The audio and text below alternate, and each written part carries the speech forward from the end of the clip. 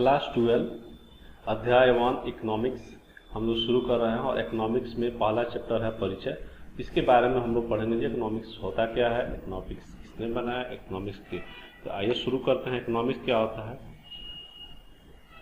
Economics जो होता है हमारा बेसिकली इकोनॉमिक्स, सबसे पहले हम ये देखेंगे इकोनॉमिक्स को बेसिकली क्या कहा जाता है, जनक किसे कहा जाता है, एडम स्मिथ को आधुनिक अर्थशास्त्र का जनक कहा जाता है। एडम स्मिथ को आधुनिक इकोनॉमिक्स का जनक कहा जाता है। ठीक है। इसके बाद हमारा जिसमें जो मेन पॉइंट आएगा, जैसे कि इकोनॉमिक्स का डिफिनीशन क्या होता है। इकोनॉमिक्स का जो डिफिनीशन जो होता है वो होता है जो अर्थशास्त्र वह विज्ञान है जो विभिन्न उद्देश्यों और वैकल्पिक उपयोगों वाले दुर्लभ संसाधनों के संबंध में मानव व्यवहार का अध्ययन करता है, उसको हम इकोनॉमिक्स कहते हैं। दैट मीन्स कि विभिन्न उद्देश्य और विकल्पों का उपयोग वाले दुर्लभ संसाधनों के संबंध में मानव व्यवहार का अध्ययन करता है। दैट इज कॉल्ड इकोनॉमिक्स कह सकते हैं या अर्थशास्त्र कह सकते हैं। अर्थशास्त्र को दो आर्थिक सिद्धांतों और शाखाओं में अध्ययन किया जाता है जो निम्न है। पहला है जो विशिष्ट अर्थशास्त्र। विशिष्ट अर्थशास्त्र क्या होता है। विशिष्ट अर्थशास्त्र की वह शाखा है जो अध्ययन से किया जाता है। जो विशिष्ट अर्थशास्त्र की वह शाखा है जो व्यक्तिगत इकाइयों जैसे एक उपभोक्ता, एक उत्पादक से संबंधित आर्थिक समस्याओं का अध्ययन करता है। बेसिकली कोई उपभोक्ता है या उत्पादक। उपभोक्ता कौन है और उत्पादक कौन होता है। जो मैन्युफैक्चरर होता है, जो कोई प्रोडक्ट बना रहा है, कोई भी प्रोडक्ट बना रहा है, वो उत्पादक हो गया। और जो उस प्रोडक्ट को खरीद रहा है या जो उस प्रोडक्ट को यूज कर रहा है वो होता है उपभोक्ता। तो बेसिकली इनकी समस्याओं के अध्ययन को विशिष्ट अर्थशास्त्र कहा जाता है। समशिष्ट अर्थशास्त्र किसे कहते हैं। समशिष्ट अर्थशास्त्र बेसिकली वो शाखा है जो संपूर्ण अर्थव्यवस्था के स्तर पर एक अर्थव्यवस्था से संबंधित आर्थिक तथ्यों जैसे पूर्ण रोजगार की समस्या हो सकती है, या सकल राष्ट्रीय उत्पाद की समस्या हो सकती है, या बचत या निवेश या समग्र उपभोग आदि का अध्ययन कराता है। बेसिकली कहा जाए कि अगर किसी देश में रोजगार की या किसी स्टेट में रोजगार की समस्या है, या सकल राष्ट्रीय उत्पाद की आवश्यकता है, या बचत निवेश और समग्र उपभोग, ये सब जो प्रॉब्लम है, इस चीज को हम समशिष्ट अर्थव्यवस्था कहते हैं। बेसिकली अब जैसे विशिष्ट और समशिष्ट में जो डिफरेंस जो यहाँ पर दिख रहा है, ये दिख रहा है कि किसी उपभोक्ता और उत्पादक के बीच के जो प्रॉब्लम होगा उसके लिए विशिष्ट होगा, और समशिष्ट जो होगा बेसिकली किसी राज्य या किसी स्टेट में जो रोजगार की समस्या होती है, या सकल राष्ट्रीय उत्पाद होता है, या बचत या निवास से रिलेटेड कुछ इशू होता है, तो उसके लिए हम समशिष्ट अर्थव्यवस्था के अध्ययन करते हैं। विशिष्ट अर्थव्यवस्था के जो है बेसिकली क्या है, अब इसमें भी ब्रांचेज हैं, वर्गीकरण किया गया, क्लासिफाइड किया गया है। तो क्या क्या विशिष्ट अर्थव्यवस्था के जो बेसिकली क्या होता है, इनके जो है 3 पार्ट में बांटा गया। पहला उत्पाद और कीमत, दूसरा साधन कीमत, और तीसरा कल्याणकारी अर्थव्यवस्था। कल्याणकारी अर्थव्यवस्था जो होता है इसके कोई ब्रांचेज नहीं होते हैं। अब इसमें आते हैं जो उत्पाद कीमत में मांग का सिद्धांत, मतलब कितना डिमांड है, पूर्ति का सिद्धांत। जितना डिमांड है उतना हम पूर्ति कर पा रहे हैं कि नहीं कर पा रहे हैं, ये सारी चीजें हो गई। और साधन कीमत में क्या होता है, जो मजदूरी, अगर कोई हम प्रोडक्ट बनवा रहे हैं तो उसकी मजदूरी हम कितना दे रहे हैं। अगर बनवा रहे हैं तो बनवाने के लिए हमको जगह की जरूरत होगी, उस जगह में हम अब कहीं ना कहीं तो रेंट पर ही लेंगे, तो उसका किराया भी हमको चुकाना होगा, तो किराया हो गया। लाभ की बात करें, अगर प्रोडक्ट सेल हुआ तो हमको लाभ कितना हुआ। ब्याज क्या होता है, बेसिकली जे अगर हम कोई प्रोडक्ट बनाने के लिए पैसे ब्याज पर लेते हैं तो उसमें ब्याज कितना आया, मेरा लागत मतलब जो हमको प्रोडक्ट बना के सेल करके और मैं जिससे पैसा लिया हूँ ब्याज पर, उस देने तक का क्या ब्याज आया, ये सारी चीजें हम इसके अंतर्गत देखते हैं। ठीक है। इसके बाद हम आगे बढ़ते हैं। इसमें एक चीज और आता है, पूंजीवादी अर्थव्यवस्था की विशेषताएं क्या होती है। तो पूंजीवादी अर्थव्यवस्था की विशेषताएं क्या होती है। तो पूंजीवादी अर्थव्यवस्था की विशेषताएं जो है बेसिकली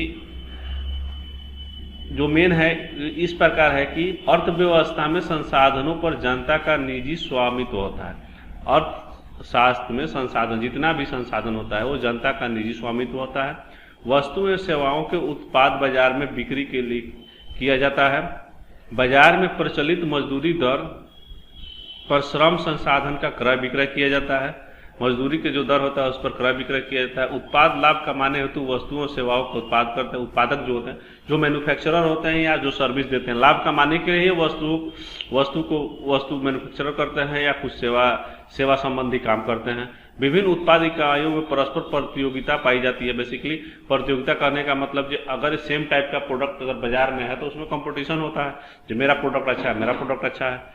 इसके बाद नेक्स्ट पर हम आते हैं जो अर्थव्यवस्था के प्रमुख 4 क्षेत्र कौन कौन से हैं।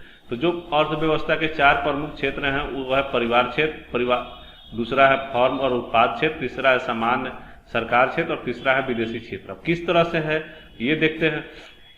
तो परिवार क्षेत्र में से अभिप्राय यह है कि अर्थव्यवस्था उन सभी व्यक्तियों से जो उपभोग के लिए वस्तुएं और सेवाएं खरीदते हैं। बेसिकली अगर किसी के परिवार में कोई सामान बेसिकली उपभोग करने के लिए, बेसिकली जो उसको यूज करने के लिए कोई सामान खरीदते हैं या बाजार से कोई सेवाएं लेते हैं, इसे परिवार क्षेत्र साधक अवगतों जैसे भूमि, श्रम, पूंजी और उद्यम की आपूर्ति करते हैं। उत्पाद क्षेत्र में उन सभी उत्पादक इकाइयों को शामिल किया जाता है जो साधक को क्रय करती है, उनका संगठन करती है, उनकी सेवाओं में प्रयोग करके वस्तुओं के सेवाओं का उत्पाद करती है और बाजार में उनका विक्रय करती है। फर्म के अनुसार फर्म जो है छोटा भी हो सकता है या बड़ा भी हो सकता है। सरकार से अभिप्राय यह है कि उस संगठन से जो जनता को सुरक्षा प्रदान करती है। सरकार क्या करती है? जनता को सुरक्षा प्रदान करती है, कुछ नियम कानून बनाते हैं, मनोरंजन से संबंधी भी कुछ चीजें बनवाती है सरकार, न्याय हो गया, प्रशासन हो गया, शिक्षा से रिलेटेड हो गया, स्वास्थ्य सेवाएं हो गया, ये सब निःशुल्क और समान कीमत पर प्रदान करती है सरकार। बेसिकली इस सारी व्यवस्था की देखरेख करती है। सामान्यतः सरकार जनहित के लिए आर्थिक क्रियाओं का संचालन करती है, जनहित के लिए आर्थिक क्रियाओं का संचालन करती है। सरकार लाभ कमाने के लिए आर्थिक क्रियाओं का संचालन नहीं करती है, बेसिकली जनहित के लिए करती है, लाभ कमाने के लिए नहीं करती है। शेष विश्व से अभिप्राय उन सभी आर्थिक इकाइयों से जो देश की घरेलू सीमा से बाहर स्थिति होती है, बेसिकली विदेशी क्षेत्र के जो बात हो रहा है। शेष विश्व में दूसरे देश की अर्थव्यवस्था, अंतर्राष्ट्रीय मुद्रा बाजार और वैश्विक मुद्रा कोष को शामिल किया जाता है। ठीक है, इसके बाद हमारा नेक्स्ट टॉपिक है जो महामंदी क्या होता है। महामंदी क्या था बेसिकली? तो महामंदी जो हम लोग पढ़ते हैं बेसिकली इकोनॉमिक्स में पढ़ते हैं, वर्ष 1929 में महामंदी आया था। वर्ष 1929 से 33 के बीच के पीरियड को हम महामंदी कहते हैं, उसी समय आया था। इस अवधि में यूरोप और अमेरिका में उत्पाद और रोजगार में भारी कमी उत्पन्न हो गई थी। इन अवधि में वस्तुओं की मांग का स्तर कम था, उत्पाद साधक बेकार थे, श्रम शक्ति को भारी संख्या में कार्य से बाहर निकाला जा रहा था। बेसिकली कहने का जब मंदी आया था तो यूरोप और अमेरिका में उत्पाद कम हो गई थी, बेसिकली मैन्युफैक्चरिंग कम हो गई थी। इसके वजह से वस्तुओं की मांग भी, जब उत्पाद कम हो गया था तो बेसिकली उत्पाद कम होने का मेन कारण क्या है? उसकी मांग नहीं है, बाजार में कोई खरीदना नहीं चाहता है, कुछ वस्तु लेना नहीं चाहता है। तो बेसिकली जो उत्पाद बना रहे हैं, जो मजदूर हैं, वो बेरोजगार हो गए। क्योंकि कंपनियों के पास जो मैन्युफैक्चरिंग करा रही हैं उनके पास आदमी की जरूरत नहीं है। जब प्रोडक्ट की जरूरत नहीं है बाजार में तो आदमी की क्यों जरूरत है? तो इसलिए वो क्या कर रहे थे, जो उनके एम्प्लॉय थे उनको बाहर निकाल रहे थे। तो अमेरिका में बेरोजगारी स्तर जो है 3% से घट के 25% हो गई थी, बढ़ के 3% से बढ़ के 25% हो गई थी। लगभग विश्व की सभी अर्थव्यवस्थाएं अभावी मांग की समस्या और मुद्रा अपस्थिति समस्याओं से ग्रस्त थी। आर्थिक महामंदी काल में अर्थशास्त्रियों को समुचित अर्थव्यवस्था के एक इकाई मानकर अध्ययन करने का विवश कर दिया। दूसरे शब्दों में यह कहा जा सकता है कि महामंदी की समस्याओं से परिमाण स्वरूप यह समशिष्ट अर्थव्यवस्था का उदय हुआ। महामंदी के वजह से ही समशिष्ट अर्थव्यवस्था का उदय हुआ। तो समशिष्ट अर्थव्यवस्था का उद्भव क्या हुआ? तो समशिष्ट अर्थव्यवस्था एक अलग शाखा के रूप में उद्भव ब्रिटिश अर्थशास्त्री जॉन मेडार्न कीन्स की प्रसिद्ध पुस्तक the general theory of employment, interest and money के अंदर 1936 में प्रकाशित हुई थी। उसके बाद से ये समशिष्ट अर्थशास्त्र का उद्भव हुआ था। ठीक है, समशिष्ट अर्थशास्त्र के अंदर हम ये महामंदी अभी हम देखे थे, इसको हमको पढ़ना था। इसके अंदर महामंदी के अंदर एक चीज छूट गया था वहां पर। उस अवधि के दौरान संयुक्त राज्य अमेरिका में समस्त निर्गत में लगभग 33% की गिरावट आई थी वहां पर। उसके बाद हमारा इसमें समशिष्ट अर्थव्यवस्था के वर्तमान संदर्भ में अगर बात करें तो इसमें पूंजीवादी अर्थव्यवस्था की परिभाषा इस प्रकार दी जा सकती है वह अर्थव्यवस्था जिसके अधिकांश आर्थिक क्रियाकलापों निम्न है, जैसे जो उत्पाद के साधकों पर निजी स्वामित्व का होता है, बाजार में निर्गत को बेचने के लिए ही उत्पाद किया जाता है, श्रमिकों के सेवाओं का क्रय विक्रय एक निश्चित कीमत पर होता है जिसे मजदूरी कहा जाता है, मजदूर की दर कहते हैं। ठीक है, श्रम का क्रय विक्रय जिस दर पर किया जाता है उसे श्रमिक की मजदूरी दर कहते हैं। श्रम का क्रय विक्रय जिस दर पर होता है उसे श्रमिक की मजदूरी दर कहते हैं। उसी तरह और भी कुछ छोटे छोटे चीजें हैं, जैसे अगर कहा जाए किसी अर्थव्यवस्था में फर्म और सरकार के अतिरिक्त दूसरा बड़ा क्षेत्र है उसे पारिवारिक क्षेत्र कहा जाता है। ठीक है, उसी तरह अगर बात करते हैं कि अगर बाहरी क्षेत्र हमारे अध्ययन से चौथा महत्वपूर्ण क्षेत्र है। बाहरी क्षेत्र के व्यापार जो है 3 प्रकार के होते हैं। बाहरी क्षेत्र जो इंडिया से बाहर के जो व्यापार होते हैं, इंडिया से बाहर की बात कर रहे हैं या एक कंट्री से दूसरे कंट्री के जो व्यापार होते हैं वो 3 प्रकार से होते हैं। जब कोई वस्तु या जब कोई देश अपनी घरेलू वस्तु विश्व के अन्य देश से बेचता है, मतलब जब अगर इंडिया किसी अदर कंट्री से अपना सामान बेचता है तो उसे निर्यात कहा जाएगा। और जब कोई देश विश्व के अन्य देशों से वस्तुएं खरीदता है उसे आयात कहते हैं। जैसे इंडिया किसी अदर कंट्री से कुछ प्रोडक्ट मंगाए, कुछ खरीदे तो उसको आयात करते हैं। आयात और निर्यात के अलावा दूसरी तरह से भी विश्व के अन्य देशों किसी देशों की अर्थव्यवस्था को प्रभावित करते हैं।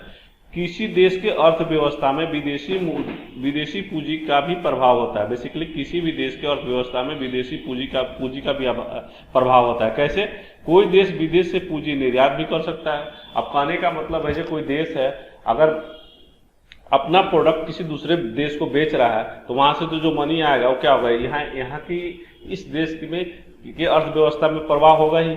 तो यही चीज कह रहा है। तो ये हमारा रहा पहला चैप्टर इकोनॉमिक्स क्लास 12 का।